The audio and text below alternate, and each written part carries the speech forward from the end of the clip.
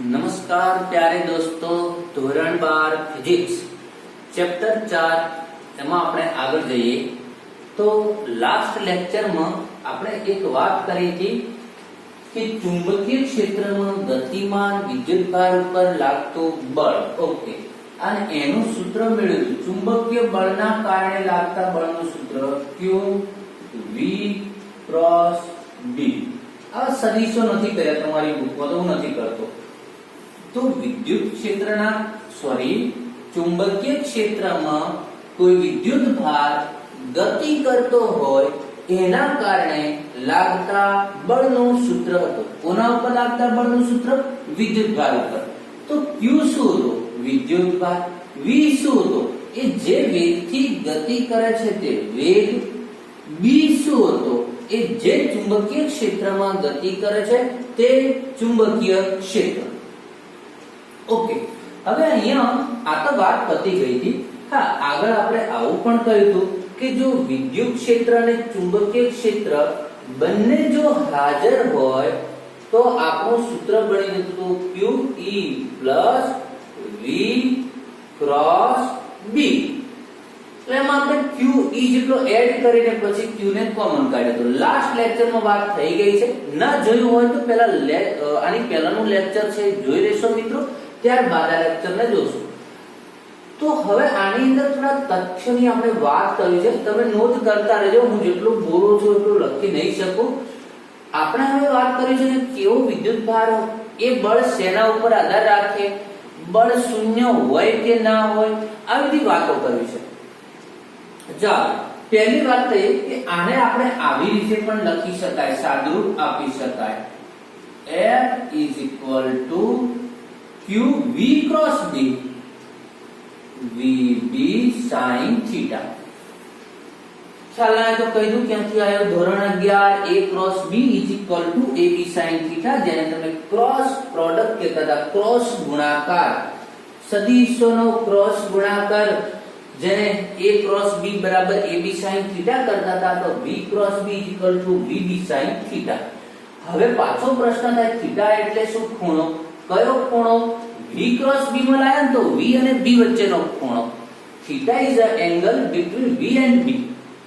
V એટલે જે વિદ્યુતભાર ગતિ કરી રહ્યો છે તેનો વેગ છે, અને B એટલે જે ચુંબકીય ક્ષેત્રમાં ગતિ કરી રહ્યો છે તે ચુંબકીય ક્ષેત્ર છે.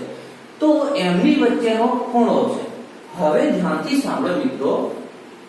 પહેલી વાત એ કે અહીં પહેલો મુદ્દો આપણે નોટ કરવો હોય તો શું કરી શકાય? તો કે કોઈ પણ ચુંબકીય ક્ષેત્રમાં વિદ્યુતભાર ગતિ કરે તો બળ અચળ રહે. પહેલા બીજો મુદ્દો ઉપાડીએ કે ચુંબકીય ક્ષેત્રમાં વિદ્યુતભાર હોય તો બળ લાગે. એક તો આપણને એમ થાય ભાઈ વિદ્યુત ક્ષેત્રની અંદર વિદ્યુતભારને મૂકો તો બળ લાગે છે Q જેટલું, પણ ચુંબકીય ક્ષેત્રની અંદર વિદ્યુતભાર હોય તો એના ઉપર બળ લાગે એ નક્કી છે, એ આપણે ચેક કરવું છે. તો કે ચુંબકીય ક્ષેત્ર હોય, સપોઝ મિત્રો આ ચુંબકીય ક્ષેત્ર છે, આ આપણું ચુંબકીય ક્ષેત્ર છે. હવે આની અંદર હું વિદ્યુતભાર મૂકી દઉં તો બળ લાગે એ આપણે પહેલું ચેક કરવું છે. તો કોઈ Q નામના વિદ્યુતભારને B નામના ચુંબકીય ક્ષેત્રમાં મૂક્યો તો મૂકવાથી બળ લાગતું જ નથી. કેમ? તો કે અહીંયા V બરાબર 0. અરે ભાઈ, એ ચુંબકીય ક્ષેત્રમાં ગતિ કરતો હોય તો જ બળ લાગે છે, એમને એમ લાગતું નથી. એટલે પહેલો મુદ્દો આપણે નોંધ કરી શકીએ કે ચુંબકીય ક્ષેત્રમાં સ્થિર વિદ્યુત ભાર ઉપર બળ લાગતું નથી. ખ્યાલ આવ્યો કે ના આવ્યો? એ જો વિદ્યુત ભાર દોડે તો બળ લાગે, વિદ્યુત ભાર ઉભો રહે બળ શાંત થઈ ગયું. કૂતરું હોય ને, આમ જતા હોય રસ્તામાં અને પાછળ પડે, તમે ઉભા રહો તો શાંત થઈ જાય, ભાગો તો પાછું પાછળ પડે. એના જેવું છે ચુંબકીય બળ. જો વિદ્યુતભાર અંદર જો મૂકવામાં આવે તો બળ 0. મેથેમેટિકલી આપણે સમજીએ તો કે કેમ 0? તો કે V બરાબર 0. બહુ સરસ વાત કરવા જઈ રહ્યા છે મિત્રો, બરાબર ધ્યાનથી સાંભળજો. તો કે કેમ 0? મેથેમેટિકલી જોઈએ તો કે અહીંયા V બરાબર 0, તો V બરાબર 0, તો આખો ક્રમમાં 0 આવી ગયો, ગુણાકારમાં બળ બરાબર 0 થઈ ગયું. ચલો પહેલા તો આપણે ખાલી શોર્ટમાં નોંધ કરી દઈએ. સ્થિર વિદ્યુતભાર એટલે કે હું મેથેમેટિક્સ ફોર્મમાં લખું છું V બરાબર 0. V બરાબર 0 લખવાનો મીનિંગ શું? વિદ્યુતભાર સ્થિર હોય તો F is equal to 0.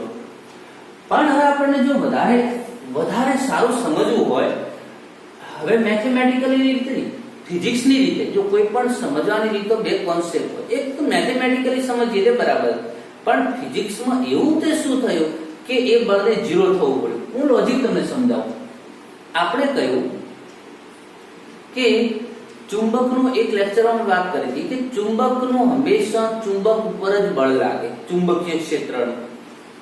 વિદ્યુત ક્ષેત્રનું હંમેશા વિદ્યુતભાર ઉપર જ બળ લાગે. પછી તમે વિદ્યુત ક્ષેત્રની અંદર કોઈ વિદ્યુતભાર 0 વિદ્યુતભારનો કોઈ પદાર્થ મૂકી દો એના ઉપર બળ નથી લાગતું.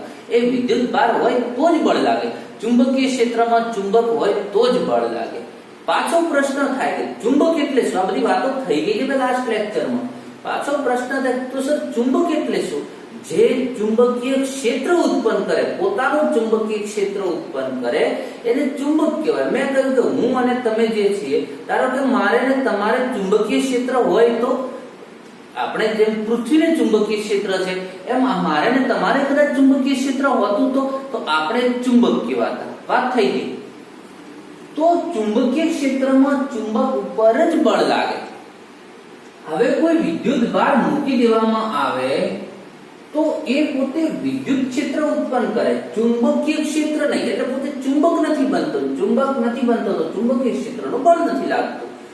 પણ જો એ જ વિદ્યુતભાર ગતિ કરવા લાગે તો એક પ્રવાહ બને, અને પ્રવાહ બને તો યાદ કરો એની આસપાસ ચુંબકીય ક્ષેત્ર ઉત્પન્ન થાય. જેની આસપાસ ચુંબકીય ક્ષેત્ર ઉત્પન્ન થાય એ ચુંબક બને, અને ચુંબક બને તો એનું ચુંબકીય ક્ષેત્રનો એના ઉપર બળ લાગે. તો જો વિદ્યુતભાર સ્થિર હોય તો કોઈ બળ નથી, એ ગતિ કરે તો જ બળ છે. આ ફિઝિક્સ સમજ્યા કે કેમ ગતિ કરે તો જ બળ છે. ખબર પડી કે એક તો V બરાબર 0 મેથેમેટિકલી સમજ્યા. આપણે એક્ઝામ્પલ સોલ્વ કરવા હોય, કોઈ MCQ સોલ્વ કરવા હોય તો બરાબર સૂત્ર પ્રમાણે જઈશું, પણ એની પાછળનું ફિઝિક્સ શું છે એ સમજાય. ખ્યાલ ના આવ્યો તો લેક્ચરને રિવાઇઝ કરીને સાંભળી શકો છો. ઓકે, બીજો ક્વેશ્ચન, બીજો મુદ્દો તો કે અહીં બળ શેના પર આધાર રાખે? બળ આપણને એમ થાય ચલો વિદ્યુતભાર અંદર ગતિ કરે છે, હવે બળ લાગશે. તો એક મુદ્દો તો ક્લિયર કરી દીધો કે સ્થિર વિદ્યુતભાર ઉપર બળ લાગશે નહીં, ગતિ કરતો હશે તો જ લાગશે. એ મુદ્દો સમજી લીધા પછી હવે આપણને એમ થાય કે તો એ બળ કાયમ માટે સરખું જ લાગે બધા વિદ્યુતભારો ઉપર? ના, કારણ કે magnetic force F is equal to q v cross b, means F is equal to q v b sin theta. From here we can say that force is not constant, but it depends on value of q, value of v, value of b and value of theta. ચાર રાશિ ઉપર આધાર રાખીને ભાઈ જો તમારું વિદ્યુતભારનું મૂલ્ય બદલાઈ જશે તોય તમારું બળ અલગ હશે, વેગનું મૂલ્ય બદલાઈ જશે તોય બળ અલગ હશે, b બદલાઈ જશે જે આ b છે તો પણ બળનું મૂલ્ય બદલાઈ જશે, થીટા આ બધું જ ભલે સમાન હોય, થીટા બદલાઈ જાય. થીટા એટલે ધારો કે ચુંબકીય ક્ષેત્રની સાથે સપોઝ આ ચુંબકીય ક્ષેત્ર છે આપણું, ચુંબકીય ક્ષેત્રની સાથે 90 ડિગ્રીના ખૂણે ધારો કે કોઈ વિદ્યુતભાર જતો હતો. હવે એની જગ્યાએ ધારો કે 45 ના ખૂણે જવા માંડે, ધારો કે 30 ના ખૂણે જવા લાગે. એ જ ચુંબકીય ક્ષેત્ર, એ જ વિદ્યુતભાર, એ જ વેગ, પણ જો એનો ખૂણો ચેન્જ થઈ જાય તો પણ બળ બદલાઈ જાય છે. તો એ બળ શેના પર આધાર રાખે છે ભાઈ? તો કે ચાલો આપણે વિદ્યુતભારને b તો ફિક્સ કરી દઈએ, એને વારંવાર નથી બદલતા. કોઈ b નામનું ચુંબકીય ક્ષેત્ર છે, એમાં q નામનો વિદ્યુતભાર ગતિ કરે છે, એ આપણે ફિક્સ કરી દીધું. તો હવે બળ બદલાશે તો પણ બદલાશે, કારણ કે શેના પર આધાર રાખશે? v અને થીટા પર. અહીં લાગતું બળ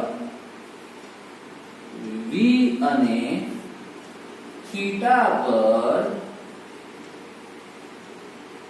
આધાર રાખે છે. ઓકે,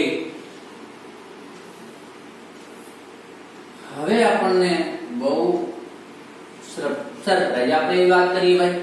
આપણે જોયું કે ચુંબકીય ક્ષેત્રમાં હંમેશા બળ લાગે જ છે, પણ એવું બને કે ચુંબકીય ક્ષેત્રમાં વિદ્યુતભાર ગતિ કરે તો પણ બળ ન લાગે, એવું પણ બની શકે.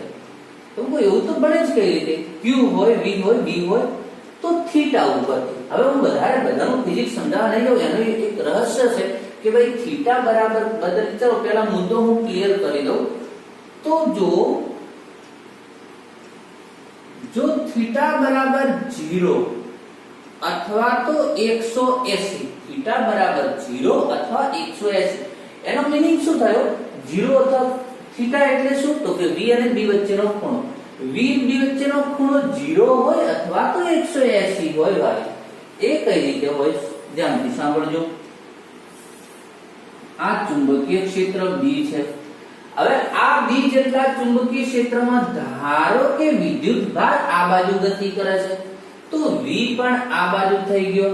then angle between V and B is equal to 0, then theta is equal to 0. if theta is equal to 0, you know sin 0 is equal to 0. તો sin 0 ની કિંમત 0 છે. તો થીટા બરાબર 0 હોય તો sin 0 ની કિંમત 0 થાય, એટલા માટે બળ 0 થાય. તો જોજો હવે એક બીજો મુદ્દો આપણે ક્લિયર. હા, એક 180 વાળી વાત કરીએ.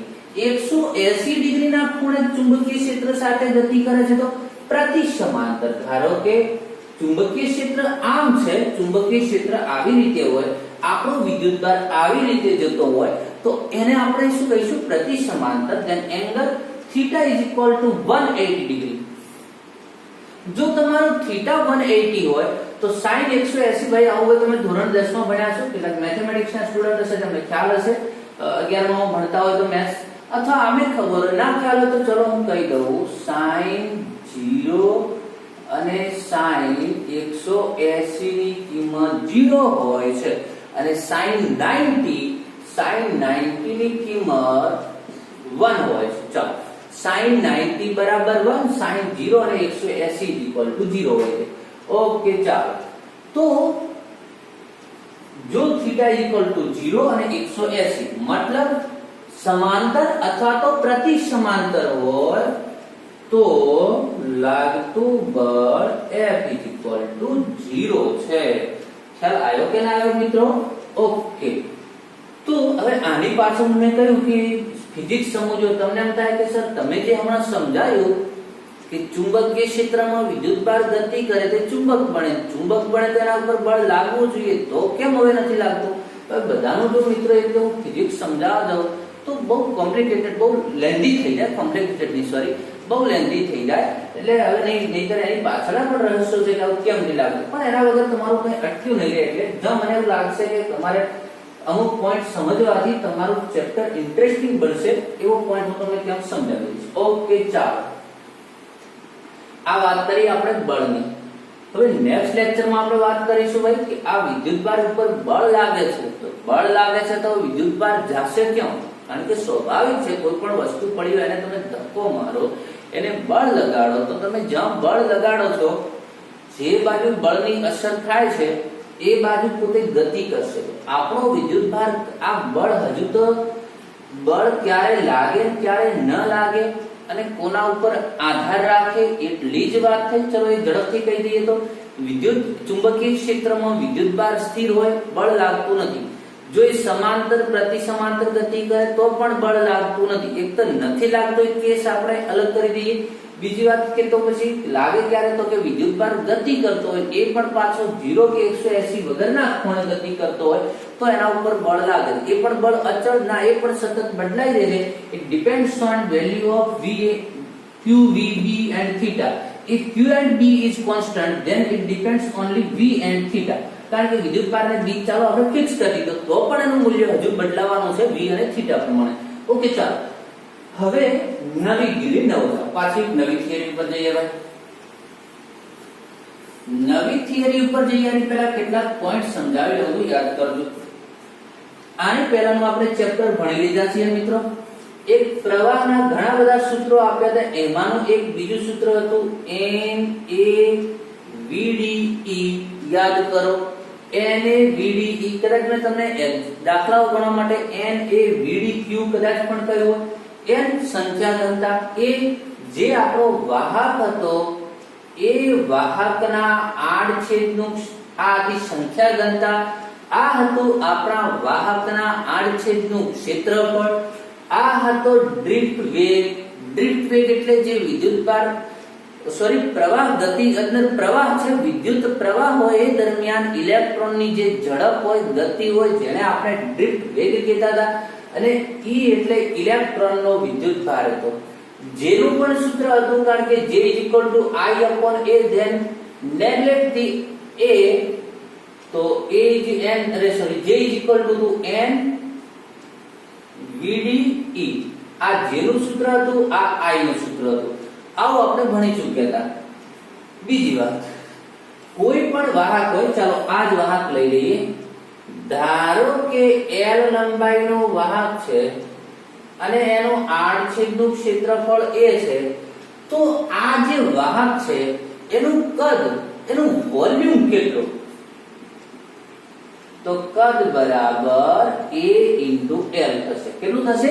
A × L. વારંવાર યાદ કરાવી દઉં ભાઈ, આડછેદનું ક્ષેત્રફળ ગુણ્યા લંબાઈ કરો તો કોઈ પણ નું શું થઈ જશે? કદ થશે. ઓકે, એક આ વાત હતી. ચાલો હવે બીજી વાતો નથી કરતા, તમને ધ્યાન હશે. હવે આપણે ચર્ચા ક્યાંથી ચાલુ કરી? તો કે કોઈ પણ ચુંબકીય ક્ષેત્રમાં વિદ્યુત ભાર ગતિ કરે તો એના ઉપર બળ લાગે, અને લાગે તો કેટલું લાગે એની આપણે ચર્ચા કરી દીધી. હવે આપણે ચુંબકીય ક્ષેત્રમાં આખો પ્રવાહ ધારિત વાહક મૂકવો છે. કોઈ ચુંબકીય ક્ષેત્ર છે, ધારો કે ક્રોસ કરવાનો મીનિંગ શું ભાઈ? ચુંબકીય ક્ષેત્ર અંદર જતી દિશામાં છે, અંદર જતી દિશામાં. ચાલો હવે આની અંદર કોઈ મેં તાર મૂકી દીધો, વિદ્યુતભારની તાર, જેની અંદરથી પ્રવાહ પસાર થઈ રહ્યો છે. તો આ પ્રવાહ પસાર થઈ રહ્યો છે, તો એના ઉપર હવે બળ લાગે કે ન લાગે એની આપણે ચર્ચા કરીશું. તો કે લાગે, ઓબ્વિયસલી લાગે. કેમ લાગે? તો કે પ્રવાહમાં શું હોય? તો કે તારની અંદર વિદ્યુતભાર ગતિ કરે. વિદ્યુતભાર ગતિ કરે ત્યારે તો પ્રવાહનું નિર્માણ થાય. અને વિદ્યુતભાર ગતિ કરે તો એ તો હમણાં વાત કરી કે કોઈ પણ Q નામનો વિદ્યુતભાર ગતિ કરે તો એના ઉપર લાગતું બળ કેટલું? સદીશો નથી કરતા, તમારી હું હટાવી દઉં છું. તો કે કોઈ પણ ચુંબકીય ક્ષેત્રમાં Q વિદ્યુતભાર ગતિ કરે તો બળ કેટલું? તો કે Q B × B. ઓકે, તો બળ તો લાગે જ છે ભાઈ. તો અહીંયા તારમાં તમારો વિદ્યુત પ્રવાહ છે, તો મતલબ વિદ્યુતભાર ગતિ કરે છે. વિદ્યુતભાર ગતિ કરે છે તો એના ઉપર બળ લાગે, ઓબ્વિયસલી. તો અહીંયા પ્રવાહ ધારિત તાર હોય, પછી એનો ફિઝિક્સ સમજીશું તો જોડો. પ્રવાહ ધારિત તાર હોય તો એના ઉપર બળ લાગે છે. હવે તમે જો 8મા 9મા ધોરણમાં 10મા ધોરણમાં હતા કદાચ, તો આપણે આટલી જ વાત કરતા કે પ્રવાહ ધારિત તારને ચુંબકીય ક્ષેત્રમાં મૂકવામાં આવે તો એના ઉપર બળ લાગે છે. પણ અહીંયા આપણે 12મા ધોરણમાં છીએ, 12 સાયન્સમાં છીએ, તો પછી એની સાથે ફરી મેથેમેટિક્સ જોડવું પડે. ભાઈ પ્રવાહ ધારિત તાર ઉપર બળ લાગે છે તો કેટલું લાગે છે?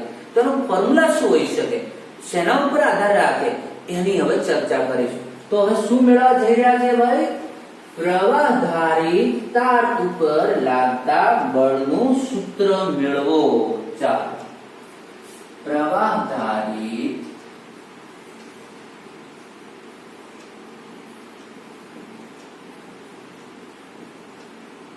તાર પર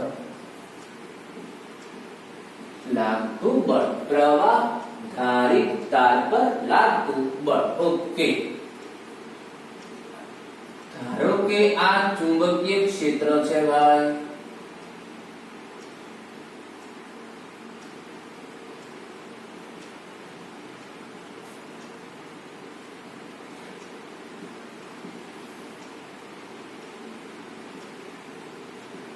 એમાં એક વાહક છે.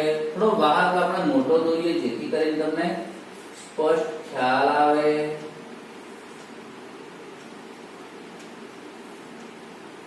ચાલો,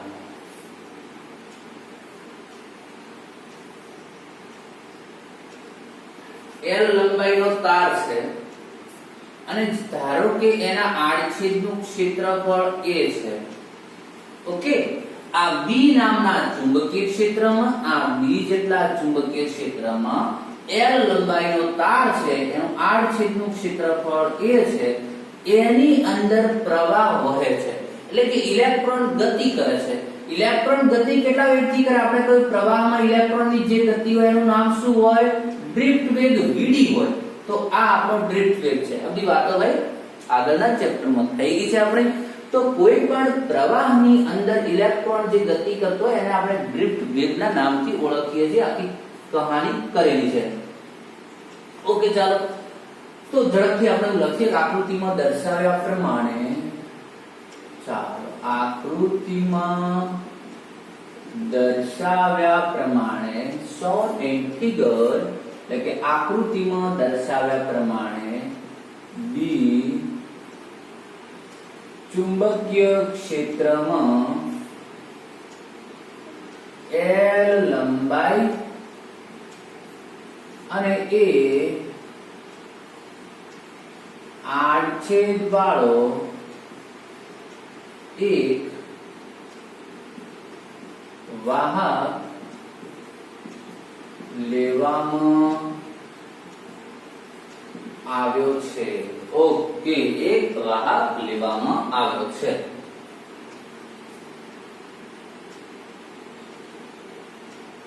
વાહકનું ધારો કે વાહકમાં, ચલો પહેલા હું અલ્ગોરિધમ કહી દઉં કે પહેલા તો આખી સ્ટોરી મેં તમને કહી દીધી. આપણે થિયરી કઈ આવી? જો કોઈ પણ ડાયરેક્ટ કૂદકો મારે એક થિયરી પરથી બીજી થિયરી પર નહીં જતા રહીએ ભાઈ. આવી થિયરી પર જઈએ રે તો શું કામ જઈએ રે? મેં કહ્યું કે આપણે વિદ્યુતભાર ઉપર બળ ભણી ગયા, પછી વાહક ઉપર લાગે કે ના લાગે? તો મેં કહ્યું એ પણ લાગે. કેમ? તો કે એમાં પણ વિદ્યુતભાર ગતિ કરે છે. તો ઓબ્વિયસલી બધો વિદ્યુતભાર ગતિ કરે છે, બધા વિદ્યુતભાર ઉપર લાગતું બળ શોધો. એ અંતે કોના ઉપર થઈ ગયું? તો કે વાહક ઉપર લાગતું બળ થઈ ગયું. બરાબર. તો પછી એટલું ક્લિયર થઈ ગયું, એટલું ઇનફ છે? ના. કેટલું લાગે છે એનું શું હોવું જોઈએ? સૂત્ર હોવું જોઈએ. શું નીકળ્યા છે આપણે? તો કે સૂત્ર તારવવા માટે. સૂત્ર કઈ રીતે તારવવું પડશે? તો કે વાહકમાં જે બધો વિદ્યુતભાર ગતિ કરે છે એ વિદ્યુતભાર નક્કી કરી દઈએ અને પછી તમે Q V ક્રોસ B સૂત્ર લગાવો. ઇનફ છે, બસ વાત પૂરી થઈ ગઈ. એ તમારું વાહક ઉપર બળ થશે. એટલે હું પહેલા શું કરીશ? આ વાહકમાં વિદ્યુતભાર એક ઇલેક્ટ્રોન નથી ગતિ કરતો, ગતિ કરે છે તો કેટલો વિદ્યુતભાર ગતિ કરે છે, અને ફરીથી પછી હું V ક્રોસ B સૂત્ર લગાવી અને કામ પૂરું કરીશ. ઓકે ચાલો. તો ધારો કે વાહકમાં, હવે તમને ખ્યાલ આવ્યો હશે કે આપણે શું કરવા જઈ રહ્યા છીએ. ધારો કે વાહકમાં સંખ્યા ઘનતા, શેની સંખ્યા ઘનતા ભાઈ? ઇલેક્ટ્રોન, મુક્ત ઇલેક્ટ્રોનની સંખ્યા ઘનતા n છે. હવે આપણે યાદ હોવું જોઈએ, આગળના ચેપ્ટરમાં બધી વાતો થયેલી. સંખ્યા ઘનતા એટલે એકમ કદમાં સમાયેલા મુક્ત ઇલેક્ટ્રોનની સંખ્યા. ઓકે ચાલો, તો એ સંખ્યા ઘનતા થઈ ગઈ. હવે કુલ વિદ્યુતભાર કેટલો મારે નક્કી કરવો છે? તો અહીં વાહકનો V બરાબર AL છે. તેથી વાહકમાં ગતિ કરતો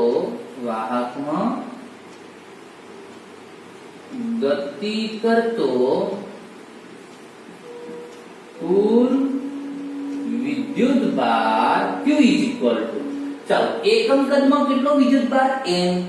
ટોટલ કેટલું કદ છે? તો કે AL. તો એકમ કદમાં n, બે ઘન મીટર જેટલા કદમાં 2n, 3 ઘન મીટર કદમાં 3n, AL જેટલા કદમાં તો ALN. ઓકે, તો વિદ્યુતભાર શું થશે? ALN. આ બધો વિદ્યુતભાર કેટલા વેગથી ગતિ કરશે? તો કે જેટલા વેગથી ભાઈ અંદર પ્રવાહ વહી રહ્યો છે તે, તો પ્રવાહમાં રહેલો વિદ્યુતભાર કેટલા વેગથી ગતિ કરે અને શું કરે? ડ્રિફ્ટ વેગ vd.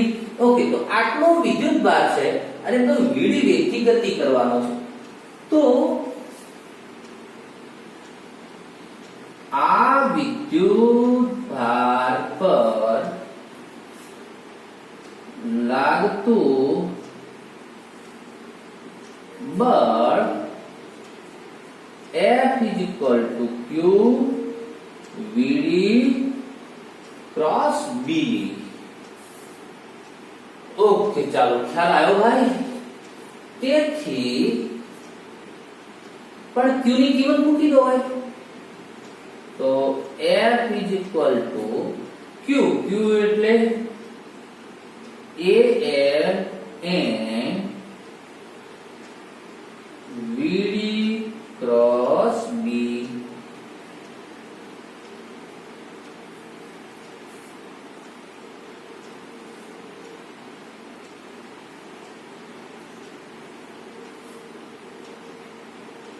સોરી મિત્રો, એક